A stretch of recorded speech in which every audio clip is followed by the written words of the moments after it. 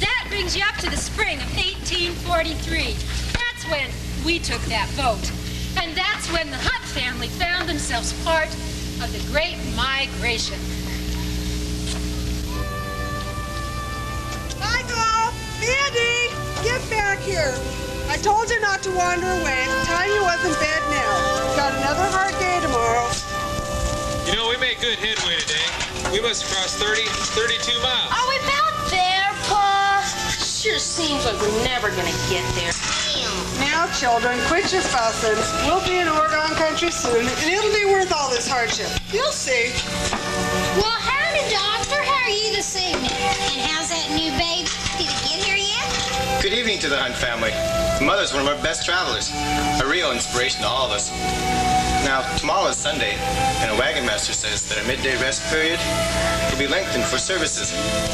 God's been mighty good to us during our journey. We must take time to thank him. You can count on the Hunt family, Dr. Whitman. We'll be there.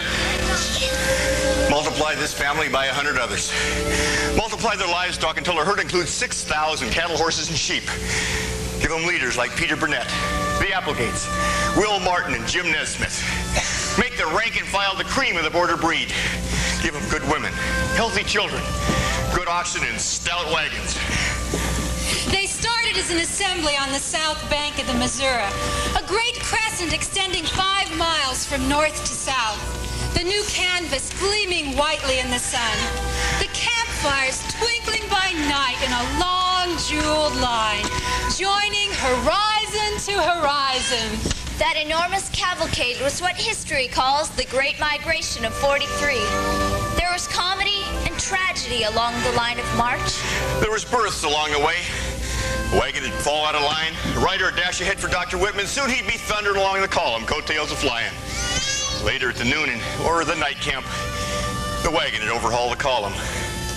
Doc would be cheerful. Father a little haggard, but smiling. What luck, Jim, a boy? Nope, a gal. Never get a harvest cruise that way. Maybe not, but she's worth another quarter free land out in Oregon. Besides that, you know, she's kind of pretty. I think I'll keep her. There was a death on the Platte. Another east of Laramie. The whole column halted on each occasion so that those from the front and the rear of the train could all take part in the services. Later, they all rolled their wagons over the graves so as to hide the spot. There was something about that death east of Laramie that touched the hearts of all. It came in the night to a boy of 10. He'd been out with the cow column each day. His parents hadn't realized what a frail lad he was. He'd been dead tired each night. We tried to make him rest in the wagons by day, but he was too proud. The other boys were up and around. One morning, he didn't get up. And the second morning, when it was time to eat, they couldn't waken him. There was no dancing that night. The memory of that narrow grave with its plain wooden cross was too close in the minds of all. The parents stayed in their wagon with the end flaps drawn. Nothing could be done for him. Not even the sincere words of Dr. Whitman could soothe their heartache or stop their tears. But all joined in the singing as the campfires faded. It was a song of hope and faith.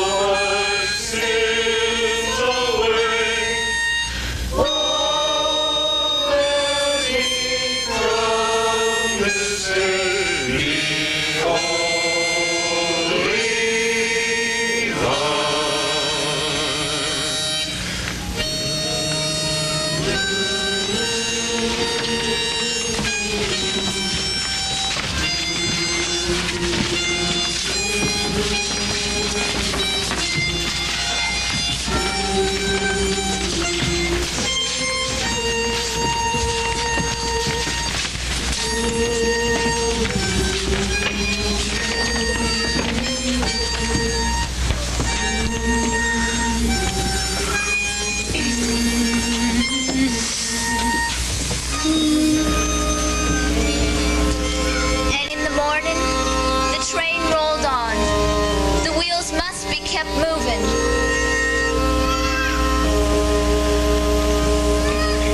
Early in October, word reached Fort Vancouver and John McLaughlin that 1,000 men, women, and children had actually crossed the plains and made it to Fort Hall. Oh, it was incredible. They can't bring wagons past Fort Hall, Doctor. It's ridiculous. They'll die like flies in the high desert. I don't know. They'll keep coming. Remember Lee and Young. And what shall I do with them when they come to the gorge? Do nothing, sir. They can't get through. Let them face winter at the Downs. Let them starve. But there's women and children, man. But on the other hand, did we invite them? I've my duty to the company to think of, and my duty to Britain. This wagon train business must be stopped at the beginning. Precisely, sir. But on they came. Over the high desert, across the Blue Mountains, down the broad treeless basin of the Umatilla, due north now, not far. And in the minds of all, the Columbia River was the goal. Nothing could stop them now. The Oregon country lay just beyond the next mountains, the Cascades. They sang in camp on the Umatilla that night, windswept, ragged, and miserable though they were. But they sang too soon. They didn't know that these last miles contained more danger and privation than anything they'd seen. At the Dalles, 100 miles short of the valley, they learned that wagons could go no further. This was the end of the overland trail. The last leg of their journey had to be made by boat. But where were the boats for such a company? They're building rafts, Thomas. They'll trust their lives, women and children, to such contraptions. They'll drown like rats. Aye, some of them will. But the strongest of them will still try to drive their cattle through. What shall I do, Thomas? Do nothing, sir. They'll starve. Let them. Death stood on the riverbanks of the Cascades in late November with rain and sleet driven hard before a strong upriver wind. Word reached the fort that 200 immigrants, most of them women and children, were marooned at a point called Cape Horn. They could go no further. Their rafts could make no headway against the wind. They were too weak to travel by land.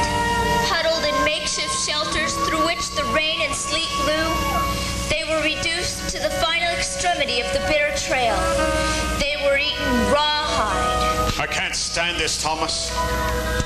Half of them will be dead 3 days from now. I must be firm in any war. It's a weak and innocent that perish. Is that right? That's it exactly, sir. It was a 3-day storm. On the 3rd day was a lull, though the wind moaned on. I need moral encouragement, Thomas. Step down to the dock with me. We'll look at the river. The sun was beginning to break through the clouds low in the west. But a dark curtain still blotted out the mountains and rested on the gray, tossing current of the Columbia. That'll be snow up there in the gorge, Thomas. Don't feel badly, sir. You can't help those people. I know. It not only would be false to the company, but I would be accused of being false to Britain. It would also mean that my own career was finished. Nobody cuts his own throat, eh, Thomas? You did your duty, sir. Thomas, have you ever seen a woman lying in the snow, still trying to protect her baby, her dead baby, from the storm? You've too much imagination, Doctor. Aye, and it doesn't mix with duty.